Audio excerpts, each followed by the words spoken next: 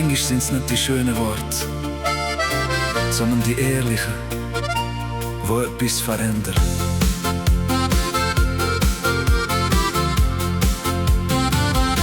Wenn ich Worte sage, wo zu fest treffen, und ich spüre, ich habe dich verletzt.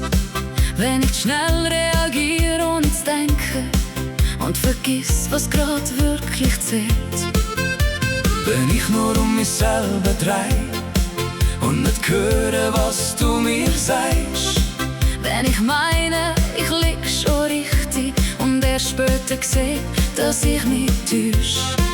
Und du redest nicht laut, aber klar, nicht zum Verletzen, sondern ehrlich und wahr.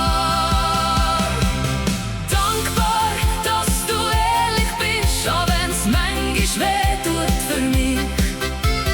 Dankbar für Worte ohne Maske, wo mir zeigen, wie ich kann wachsen.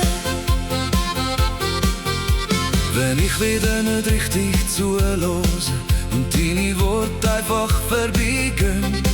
Wenn ich Sachen schnell falsch verstehe und aus Kleinem etwas Grosses entsteht. Wenn ich mich hinter Stolz verstecke und nicht zeig, was wirklich in mir ist.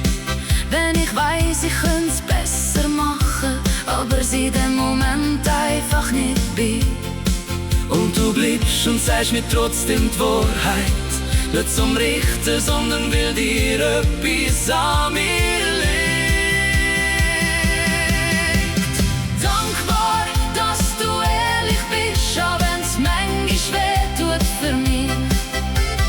Dankbar für Worte ohne Maske, wo mir zeigen, wie ich kann wachsen.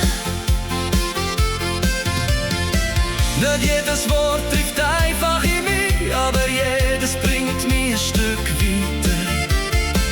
Ich fange an, mich selber zu sehen, nicht nur so, wie ich bin, sondern wie ich kann werden.